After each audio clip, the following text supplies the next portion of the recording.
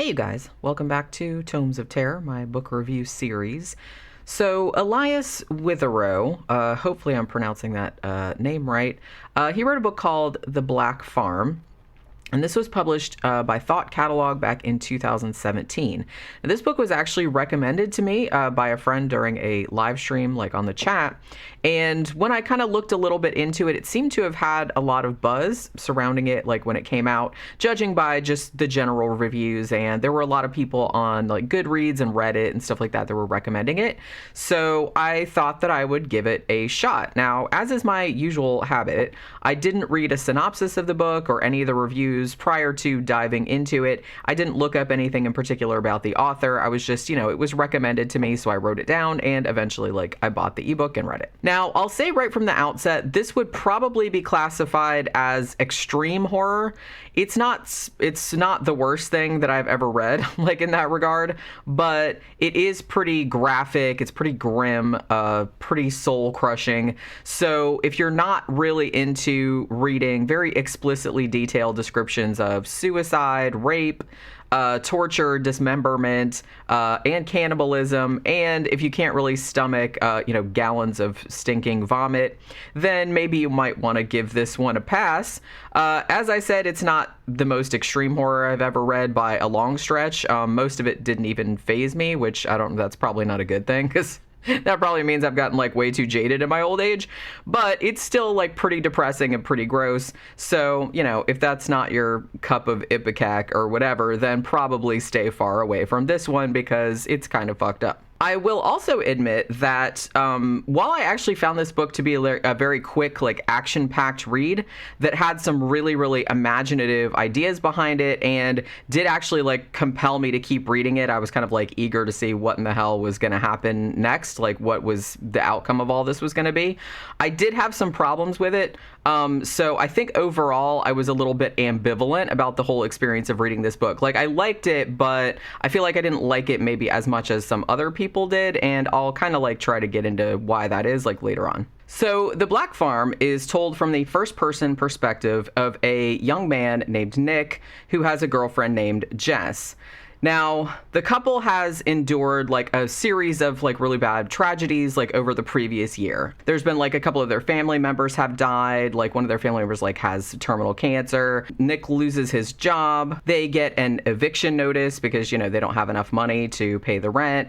And worst of all, Jess actually suffers a miscarriage of a baby that she very, very much wanted. So this final loss was kind of the straw that broke the camel's back. And Jess, who comes across as she's a very sweet, compassionate, woman, she really just can't take it anymore. She doesn't really understand why the world has suddenly seemed so cruel and pitiless toward her, with all of these horrible things just mounting on her at the same time. So she decides that she's going to end her own life. And Nick, who can't really imagine having any life without her, basically vows that they will go out together. So they do. They swallow a bunch of sleeping pills, just in their house and their couch. They've agreed to do this because they just can't go on anymore because of all the tragedies in their life. World has just turned to shit on them. But as it turns out, their death is really only the beginning of a horrible, horrible, unimaginable nightmare. So only a few pages into the book, Nick basically awakens in just a world of pain. He's being dragged across the ground by a chain or something by what appears to be a huge disfigured man of some kind. He's taken into this building and chained up in a concrete cell. And then a normal kind of looking dude whose name is Danny comes in and gives him a little bit of scuttlebutt about what exactly is going on here. So he tells Nick that when you commit suicide, you end up in this place, which is called the Black Farm. It's kind of something I guess a purgatorial type of dimension in a sense. It's neither heaven nor hell. It was apparently created by some kind of demigod or some kind of similar being known only as the Pig, who was actually allowed to kind of fashion the place to his liking, within reason or within certain parameters, since apparently neither God nor the devil could decide on what to do with the people that they have deemed suicidals. So the pig has created a place that's sort of like the world we know, but it's like really twisted in a bunch of ways. Like the Black Farm apparently like exists on this island, and it's surrounded by this massive, seemingly endless ocean that's patrolled by these like massive, like gargantuan monsters. There is a sun, but it's like broken, like it's almost like a broken egg or something like that, and it like leaks kind of like black poison like into the ocean. It's always raining, like steadily drizzling rain all the time. There's like no day or night.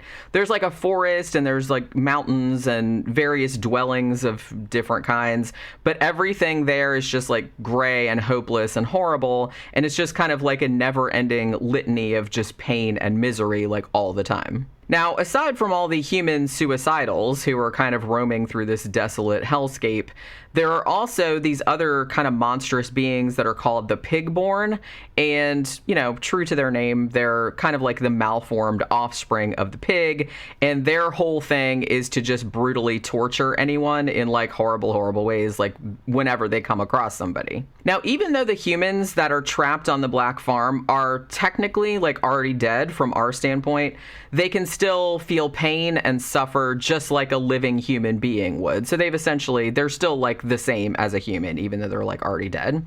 And also when they die on the farm, because you can die like when you're on the Black Farm, but then they get like reborn into it, like with their previous wounds healed up, but they kind of like regenerate like in a different part of the farm than before. So they essentially have to like start over. It's kind of like a video game character that you're kind of like all healed up, but now you're going to get like tormented anew, and now you don't know where you are, and like any progress you made before is like erased. So after Nick endures just horrific tortures and various indignities, he just begins to get angrier and angrier, and begins to get like even more determined to find Jess and get them both the hell out of this place, even though he doesn't really even know if that's possible. Like, he doesn't even know if that's a thing that you can do.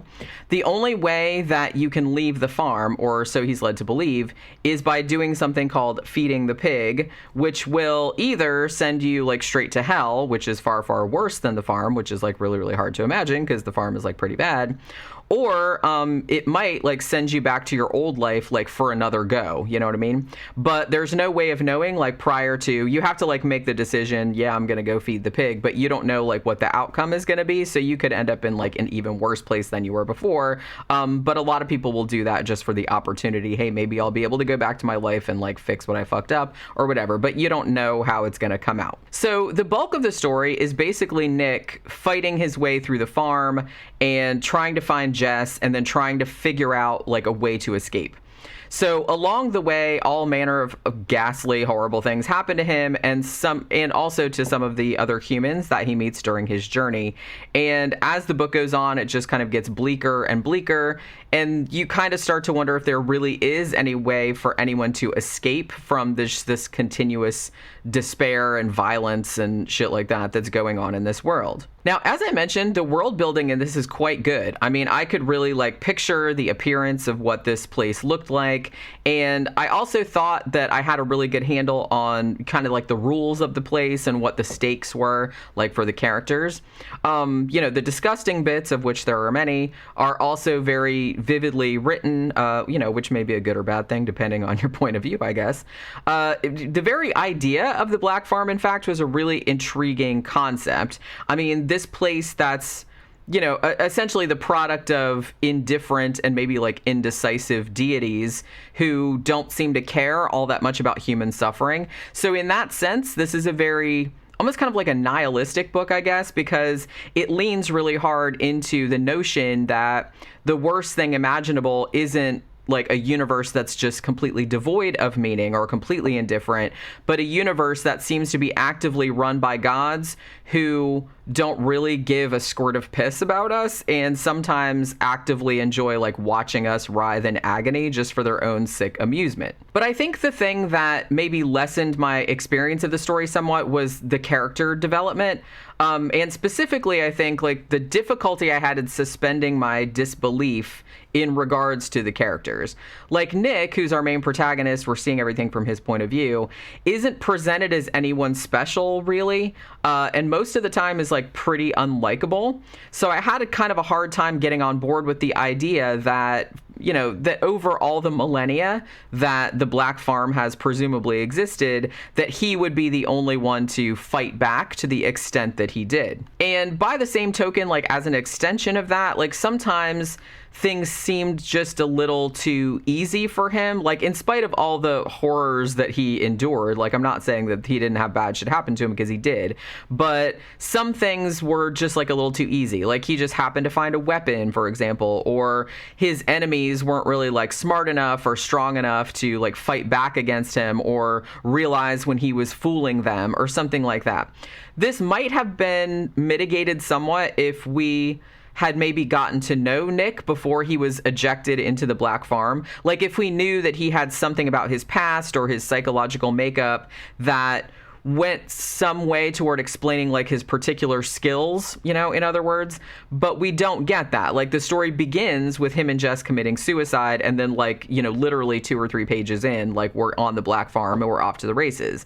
Now, we do learn more about Nick's kind of like inner life, his inner thoughts, his weaknesses as we go along, but I felt like I didn't really know him like as a person. And another thing too was that I thought the transformation that he went through, like from this beaten, terrified man who, you know, has had his whole like experience of the world like upended. Like he ends up in this place after he commits suicide, and then he's being like horribly, brutally tortured and everything like that. So he starts out as like a very beaten, terrified man, as you would, but then it seems like he kind of like transforms into this kind of one-liner spouting badass, and I kind of thought the whole transformation was very abrupt.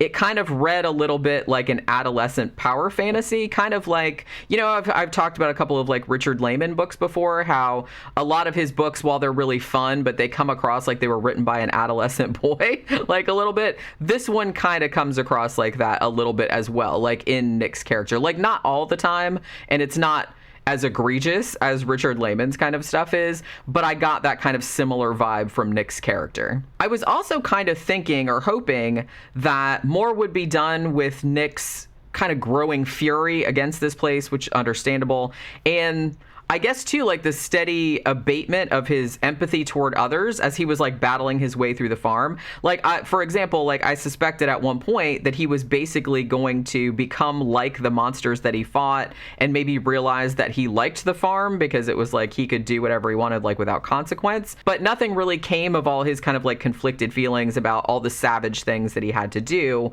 like in order to survive and in order to find Jess. Now, I will note in the interest of fairness that there is a sequel to this book, which is called Return to the Black Farm, and it came out in 2019. So maybe like the seeds planted in, you know, in that regard, the seeds planted in this book like maybe come to fruition in that one, but I haven't read it, so I can't be sure. So I don't really want to go too far in that direction, but you know, because maybe it is addressed in the book, like all the kind of seeds that were planted in this one about his morality, like I said, or his kind of empathy toward others, like disintegrating. And I have to say too that sadly the character of Jess is not fleshed out at all. I mean, she's basically just a cipher. She's an object to motivate Nick into bucking the system at the farm and, you know, fighting the whole wretched place. She doesn't really ever seem to make any effort to save herself. She's very damsel in distress. She's another thing too is she's almost like impossibly pure and forgiving and supportive, even after Nick makes some pretty like fucked up confessions like to her, like about prior to them dying. Another woman that he meets at the farm, Megan, serves pretty much the same purpose. She's just kind of there to suffer and thus outrage Nick into acting. You know what I mean? It's not a great look, but I mean, to be fair to the story, Nick is, you know, in all fairness, like presented as something of a selfish character, which is, you know, one of his big weaknesses. So, I mean, he's not portrayed as like that bad otherwise. Like he seems like an okay guy as far as that goes. But like I said, he's not real fleshed out. But the fact that he's kind of like realizes his selfishness like before the death and everything like that. Maybe we're just seeing everything through his perceptions, and maybe that's how he views his girlfriend and the women that he meets in the Black Farm. Like they're basically like nothing but props to either like support or motivate his own efforts like toward whatever goal he's going for. So overall, this was a very grotesquely entertaining ride. I guess not fun because it's kind of fucked up and grim, but it's still like real compelling and like action-packed and everything. It's definitely a page turner, that's for sure. And the premise, I love the premise of it. It had like really detailed gore and like general sense of fucked upness, and you know, the world building very imaginative, like the set pieces very imaginative. I really liked all that. But you know, the main character wasn't really all that well delineated. He came across like a little bit edgelordy, gonna say, and the other characters were basically just there as kind of like cardboard cutouts to either help or hinder him like on his quest. Now, the exploration into Nick's like deteriorating morality was really interesting, and I would have liked to have seen that play into the story more. As I said, maybe it does in the sequel. I'm not entirely sure because I haven't read it yet. I'd also like to have had more time with Nick and Jess like before they died, so that I could maybe get a better handle on their personalities and the specifics of their relationship, like so it would be clearer like what made their love so transcendentally special that it spurred Nick to this vast act of rebellion that apparently no one on the farm had ever attempted before, even though it's existed since the beginning of humans, evidently. I'm gonna say too, just a minor nitpick, but the book could have maybe used like one more pass through an editor. There was a kind of a smattering of grammatical errors and a couple examples of like incorrect word usage, but you know, it wasn't as bad as other books I've read, so I don't want to harp on that too much. Now, I will say a lot of people, because I did read some reviews of this like after I had finished it, a lot of people really do seem to dig this book a lot. I dug it too, just maybe not as much as some other people did. If you're really into extreme horror and are kind of in the mood for something that's kind of like depraved and sort of like existentially harsh and kind of depressing, then, you know, give it a whirl. A lot of people, like I said, did really seem to love it. And I'd actually be interested to read the sequel, because, you know, the world building is really interesting and I really like the concept of this place, and I kind of, the way it ended, I kind of want to see where it's going to go on from there. And I'm also curious to see if any of the issues that I had with the book are dealt with, like this stuff about, like I said, about Nick having to do all this fucked up shit and maybe feeling conflicted about it, because I think he started to like enjoy being in a place without consequences and he could do whatever he wanted. So I kind of wanted to see that like explored a little bit more, and maybe it is in the sequel, not really sure. So if you've read the sequel or you know that it's like worth reading or it does kind of explore that, then let me know, because I'd be interested to read it, and then maybe I can review it again like in the future. So that'll do it for this Tomes of Terror. I'll see you guys again on the next one. Bye.